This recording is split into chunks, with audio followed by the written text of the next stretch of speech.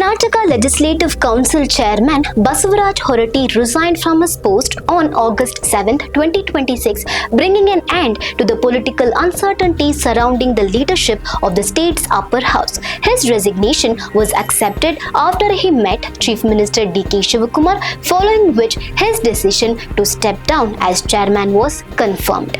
Horatti's resignation came amid growing pressure from the ruling Congress government, which had indicated plans to move a no-confidence motion against him.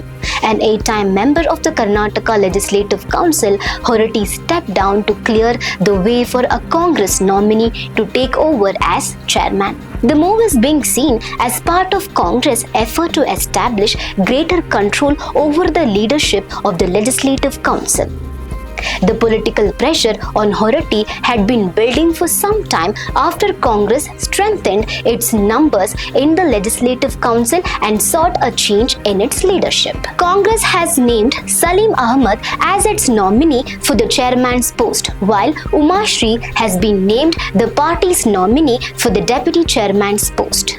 Responding earlier to the possibility of a no-confidence motion, Horatti had said that he would follow the rules and respect the decision of the House. He had also maintained that the chairman's post should function impartially. Basavaraj Horatti has been one of Karnataka's longest-serving legislators. He entered the Karnataka Legislative Council in the year 1980 and went on to become an 8-time MLC. With Horatti's resignation, the way is now clear for Congress to install its nominees as the new leadership of the Karnataka Legislative Council. The development marks a significant shift in the political balance of power in the state's upper house. For more such updates, stay tuned to Daily Salar Digital.